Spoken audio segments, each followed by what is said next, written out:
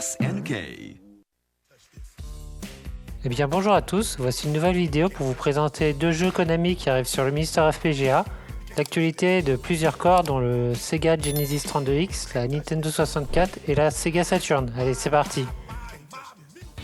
On commence avec le premier jeu qui est donc Parodius Da, qui est sorti donc en 1990 en arcade au Japon. Donc c'est une version un petit peu revue et corrigée de Gradius avec pas mal de parodies. Donc le jeu est constitué de plusieurs niveaux, exactement 10 niveaux total, donc ça fait quand même beaucoup de niveaux. Il est assez long, hein, il faut à peu près 30 à 40 minutes pour le faire et la difficulté aussi est assez relevée. Pour ce genre de jeu à l'époque, il fallait vraiment investir beaucoup de temps et pas mal de pièces à mon avis pour en voir le bout. Il est toujours en cours de développement, donc c'est une version bêta.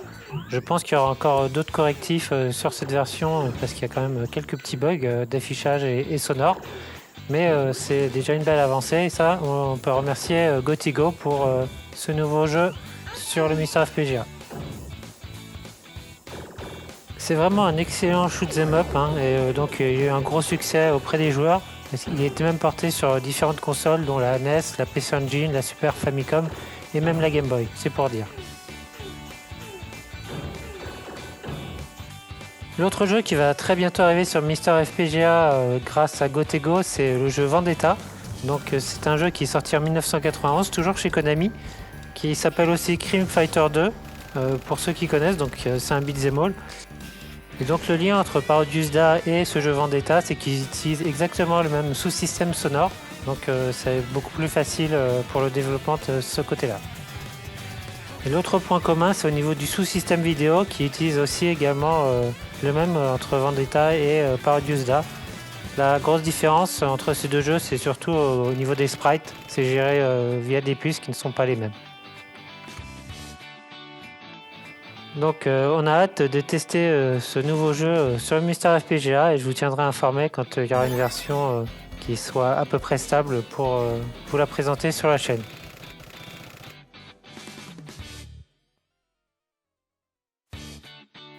Et on repart du côté de chez Sega, côté Saturn. Donc encore beaucoup de mises à jour cette semaine sur le corps Saturn, à peu près 3. Donc pour la version single RAM et la dual RAM. Le développeur donc SRG320 a fait des correctifs sur la partie VDP1 et VDP2. Donc c'est la partie graphique, donc la plus graphique de la Sega Saturn. Et donc il a fait pas mal de correctifs et des fixes pour améliorer les rendus des jeux. A priori, aujourd'hui les jeux fonctionnent, 95% des jeux fonctionnent correctement sur ce corps. J'ai testé Radiant Silvergun, j'ai quand même constaté pas mal de problèmes sonores, comme on entend là par exemple. Donc effectivement il y a beaucoup plus de jeux compatibles, mais il y a encore beaucoup de correctifs à apporter sur ce corps. Mais il est en très très bonne voie.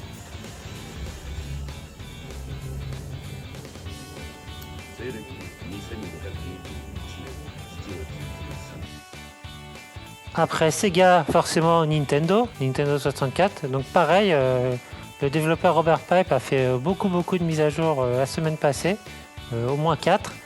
Une majeure, ça a été pour le jeu Killer Instinct Gold, donc un jeu de baston. Bon, moi je suis pas très fan, mais je sais qu'il y a beaucoup d'amateurs de ce jeu. Donc il a fait des mises à jour et des correctifs. Et donc là on voit le jeu sur le corps N64 tourner en version américaine. Je vous laisse découvrir ça.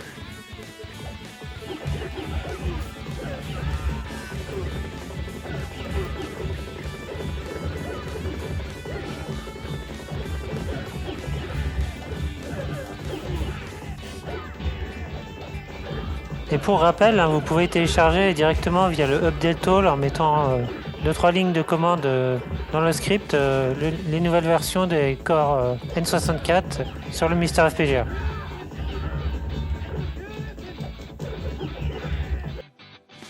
On retourne du côté de chez Sega pour la 32X de la Mega Drive.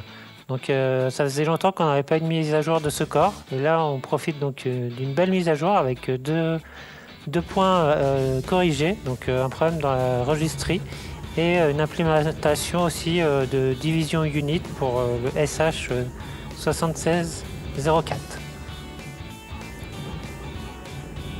Vous pouvez voir à l'écran en action sur un écran CRT le jeu Afterburner 2 qui est plutôt sympathique et le rendu est très très propre et surtout il est très fluide.